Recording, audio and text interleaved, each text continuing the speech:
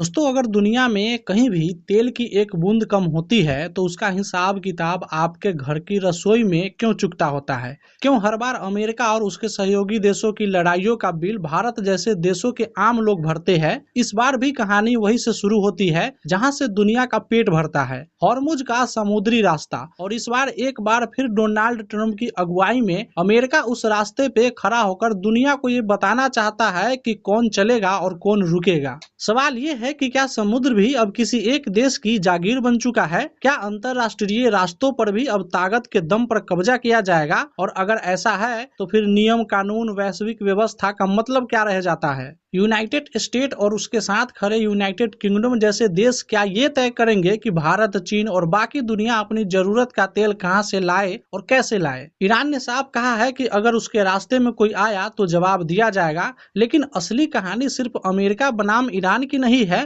असली कहानी ये है कि दुनिया की सबसे बड़ी ताकतें अपने फैसलों से पूरी दुनिया को किस तरह मजबूर कर देती है। अगर हॉर्मुज में हलचल होती है तो असर सिर्फ युद्ध क्षेत्र तक सीमित नहीं रहता, वो सीधे जाकर बाजार तक पहुंचता है और बाजार से आपकी जेब तक। ये पहली बार नहीं है जब ताकतवर देशों ने अपने फैसलों से बाकी दुनिया को मुश्किलों में डाला हो। फर्क सिर्फ इतना है कि इस बार हालात ज्यादा नाजुक है, जहाजों का भरोसा टूट रहा है, समुद्र में डर फैल रहा है और बाजार पहले से ही प्रतिक्रिया देने लगा है। तेल की कीमतें बढ़ने लगी है और इसके साथ ही महंगाई का दबाव भी बढ़ेगा। भारत जैसे देश के लिए ये स्थिति और भी जटिल है। हम ना तो इस टकराव का हिस्सा है और ना ही इसे रोकने की स्थिति में है, लेकिन इसका सबसे बड़ा असर हमें ही झेलना पड़ सकता है, क्योंकि हमारी जरूरत उसी रास्ते से पूरी होती है जिस पे ये संघर्ष खड़ा है। अगर वहाँ रुकावट आती है तो यहाँ मुश्किलें बढ़ती है, और मुश्किलें बढ़ती है तो उसका असर सबसे पहले उन पे पड़ता है जो पहले से ही संघर्ष कर रहे हो। बढ़ती कीमतें, सीमित आय और स्थिर रोजगार, ये सब मिलकर एक ऐसी स्थिति बनाते हैं जहाँ लोगों का धैर्य जवाब देने लगता है, और जब धैर्य टूटता है तो वो सड़कों पे नजर आता है। इस पूरी स्थिति को समझना इसलिए जरूरी है क्योंकि ये सिर्फ अंतरराष्ट्रीय राजनीतिक नहीं है, ये उस चक्र की कहानी है जिसमें बड़े देश के फैसले छोटे और मध्यम लोगों को जिंदगी के सीधे प्रभावित करते हैं। और हर बार की तरह इस बार भी सवाल वही है, क्या इस बार भी दुनिया मजबूर होकर वही सब झेलेगी जो उसे झेलना पड़ता आया है? दुनिया को नियम सिखाने वाले देश जब खुद नियम तोड़ने लगे तो समझ लेना चाहिए कि मामला सिर्फ सुरक्षा शांति का नहीं है, बल्कि ताकत का प्रदर्शन का है। यूनाइटेड स्टेट और यूनाइटेड किंगडम बार बार ये कहते हैं कि वो अंतरराष्ट्रीय कानून और व्यवस्था के रक्षक है, लेकिन हॉर्मुज के मुद्दे पे वही देश ये तय करने निकल पड़े हैं कि समुद्र में कौन चलेगा और कौन नहीं। अगर यही काम कोई और देश करता तो क्या उसे भी ऐसे ही स्वीकार कर लिया जाता? यहाँ एक और परत है जिसे समझना जरूरी है। ये सिर्फ तेल का मामला नहीं है, ये कंट्रोल का मामला है। जिस रास्ते से दुनिया का इतना बड़ा व्यापार गुजरता है उस पे पकड़ बना लेना मतलब आधी दुनिया की अर्थव्यवस्था पे अप्रत्यक्ष नियंत्रण। और यही वजह है कि ईरान पीछे हटने को तैयार नहीं है, क्योंकि अगर वह एक बार झुक गया तो सिर्फ रास्ता नहीं, उसका प्रभाव भी खत्म हो जाएगा। लेकिन इस खेल में सबसे दिलचस्प बात यह है कि बड़े देश खुद लड़ते हैं लेकिन कीमत कोई और चुकाता है। अमेरिका और इंग्लैंड अपने फैसले लेते हैं और असर भारत, पाकिस्तान, अफ्रीका और एशिया के कई देशों पे पड़ता है। तेल महंगा होता है तो वहाँ की सरकारें अपनी जनता पर बोझ डालती है, टैक्स बढ़ाता है, कीमतें बढ़ती है और अंत में आम आदमी के पास कोई विकल्प नहीं बचता। अब इसे जरा एक और गहराई से समझिए। अगर अमेरिका सच में सिर्फ ईरान को रोकना चाहता है तो वो सीधा टकराव चुन सकता था, लेकिन यहाँ जो हो रहा है वो एक तरह का आर्थिक दबाव है। जहाजों का रोकना, रास्ते को असुरक्षित बनाना, डर फैलाना,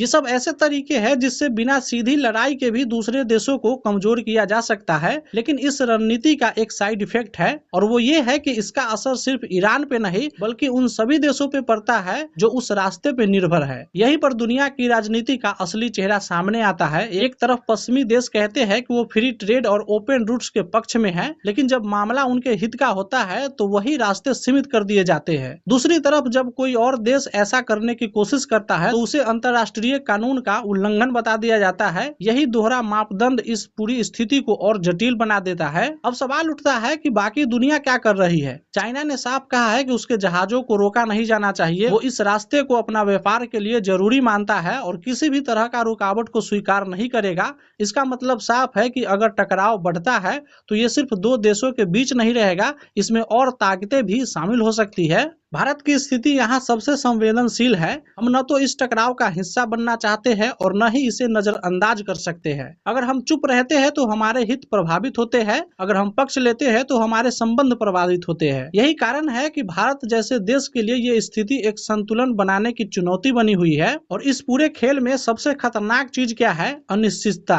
किसी को नहीं पता कि अगला कदम क्या होगा। क्या अमेरिका सच में पूरी तरह ब्लॉकेड लागू करेगा? क्या ईरान जवाब में हमला करेगा? क्या दूसरे देश इसमें कूदेंगे? ये अनिश्चितता ही बाजार को स्थिर करती है और यही अस्थिरता धीरे धीरे आम लोगों की जिंदगी के प्रभावित करती है। जब तेल के दाम बढ़ते हैं तो वो सिर्फ पेट्रोल पंप तक सीमित नहीं रहता, वह ट्रांसपोर्ट की लागत बढ़ाता है, उत्पादन महंगा करता है और अंत में हर चीज की कीमत बढ़ा देता है जो बाजार में बिकती है। यही कारण है कि दूर कहीं हो रही यह टकराव की स्थिति धीरे धीरे हर घर तक पहुंच जाती है। इसलिए यह समझना जरूरी है कि ये सिर्फ एक भू राजनीतिक विवाद नहीं है, ये उस व्यवस्था की परीक्षा है जिसमें दुनिया चल रही है। क्या नियम सबके लिए एक जैसे है या ताकत के हिसाब से बदलते रहते हैं? क्या छोटे और मध्यम देशों को सिर्फ दर्शक बन के रहेंगे या फिर कभी अपनी स्थिति को भी मजबूत करा पाएंगे? और शायद सबसे बड़ा सवाल यही है, अगर यह टकराव और बढ़ता है तो क्या दुनिया एक और बड़े संकट की तरफ बढ़ रही है जिसका असर हम सबको भुगतना पड़ेगा? अब तक आपने समझ लिया होगा कि हॉर्मुज का मामला सिर्फ समंदर में खड़े जहाजों का नहीं है,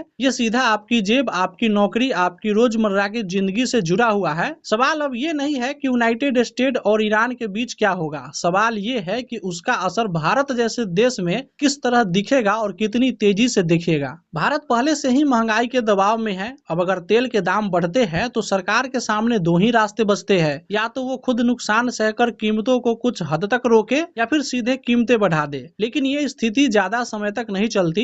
आखिरकार बोझ आम लोगों पर ही आता है। पेट्रोल डीजल महंगा होता है, गैस सिलेंडर महंगा होता है और फिर हर चीज की कीमतें बढ़ने लगती है। ये एक चेन रिएक्शन है जिसे रोकना आसान नहीं होता। अब इसे जमीन पर देखिए, मजदूर जो पहले ही सीमित सैलरी में अपना गुजारा कर रहे हैं उनके लिए यह स्थिति सबसे ज्यादा मुश्किल बन जाती है। 10-12 हजार की सैलरी में किराया खर्च, बच्चों की पढ़ाई और बाकी खर्च निकालना पहले ही कठिन है। अब अगर रोजमर्रा की चीजें भी और महंगी हो जाए तो उसके पास बचता क्या है? यही कारण है कि जब दबाव बढ़ता है तो वो सड़कों पे दिखाई देता है। नोएडा जैसे इलाकों में जो प्रदर्शन हो रहे हैं उन्हें सिर्फ स्थानीय मुद्दा समझना गलती होगी। ये उस बड़े आर्थिक दबाव का संकेत है जो धीरे धीरे नीचे तक पहुंच रहा है। जब लोगों को लगता है कि उनकी आय और खर्च के बीच का अंतर बहुत ज्यादा बढ़ गया है तो उनका गुस्सा बाहर आता है और यही गुस्सा अगर बढ़ता गया तो ये सिर्फ एक शहर तक सीमित नहीं रहता।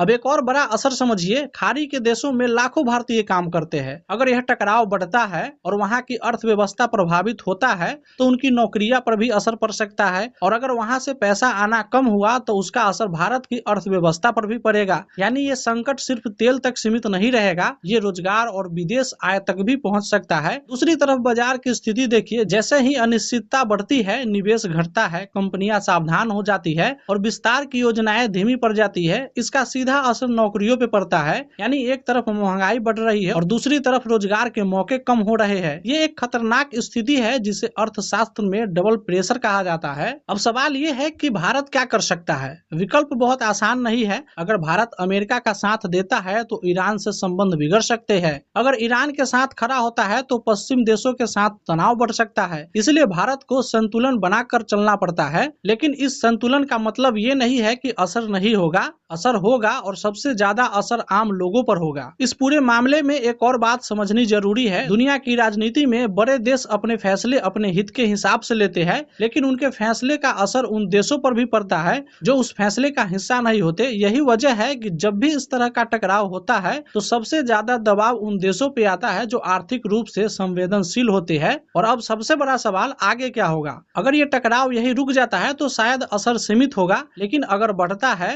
अगर सच में ब्लॉकेड सख्ती से लागू होगा या टकराव युद्ध में बदलता है तो स्थिति कहीं ज्यादा गंभीर हो सकती है। तेल के दाम तेजी से बढ़ सकते हैं, सप्लाई चेन टूट सकती है और आर्थिक दबाव कई गुना बढ़ सकता है। तो ये समझना जरूरी है कि ये सिर्फ एक खबर नहीं है जिसे सुनकर आगे बढ़ा जाए। ये एक संकेत है कि आने वाले समय में हालात बदल सकते हैं और जब हालात बदलते हैं तो उसकी तैयारी पहले से करनी पड़ती है। अंत में सवाल फिर वही है, क्या दुनिया एक बार फिर उसी दिशा में बढ़ रही है जहां ताकत के फैसले आम लोगों की जिंदगी तय करेंगे? और अगर हाँ, तो क्या इस बार भी सबसे बड़ी कीमत वही लोग चुकाएंगे जिनकी आवाज सबसे कम सुनी जाती है? सोचिए, समझिए और जुड़े रहिए, क्योंकि कहानी अभी खत्म नहीं हुई है। अगर आपको ये वीडियो समझ आया और आप चाहते हैं कि ऐसे ही सीधी और सच्ची एनालिसिस मिलते रहे तो वीडियो को लाइक कीजिए, चैनल को सब्सक्राइब कीजिए और इस वीडियो को ज्यादा से ज्यादा लोगों तक शेयर कीजिए। आपकी एक शेयर से किसी और को भी समझ आ सकता है कि दुनिया में क्या चल रहा है और उसका असर उसकी जिंदगी पे कैसे पड़ेगा। नीचे कमेंट करके बताइए कि आप इस पूरे मुद्दे को कैसे देखते हैं और आपकी राय क्या है। जुड़े रहिए क्योंकि आगे भी हम ऐसे ही मुद्दों को आसान भाषा में आपके सामने लाते रहेंगे। तब तक अपना ख्याल रखिए। Take care. Good bye. जय हिंद, जय भारत।